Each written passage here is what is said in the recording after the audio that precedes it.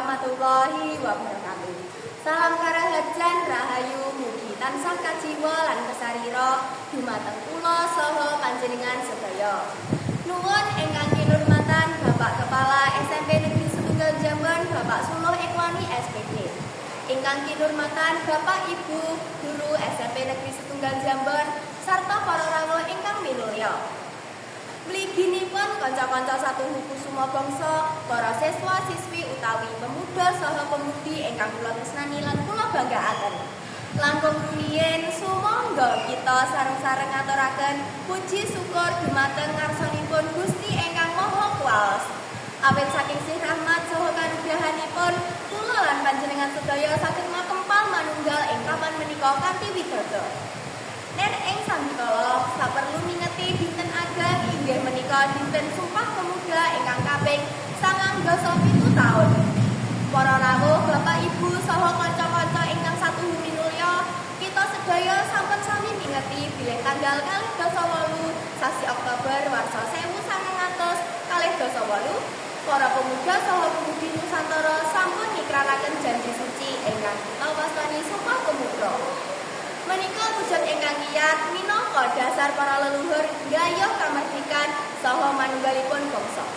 Para rawuh ingkang kinurmatan saking babagan Sumpah Pemuda ingkang tigang babagan menika kita kedah saged mendhet piwucal saha semangat ingkang ageng. Ingkang kaping setunggal, kami putra dan putri Indonesia mengaku bertumpah darah yang satu, tanah air Indonesia. Tegesipun senadyan kita saking suku, budaya, agami ingkang benten, nanging rah ingkang mili ing badan kita menika sami. Inggih menika rah Indonesia.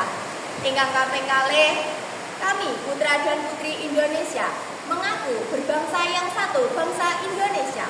Babagan menika dados dasar manunggalipun jiwa kita, boten ateges kita ngicalaken kabudayan daerah, nanging kita kedah ngangkat sedaya dados setunggal. Inggih menika bangsa Indonesia ingkang ageng.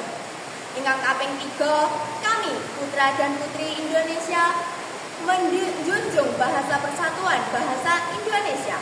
Kita saged ngurmati ikrar menika kanthi ngginakaken basa Indonesia kanthi sae, nanging boten ateges kita nilaraken basa daerah.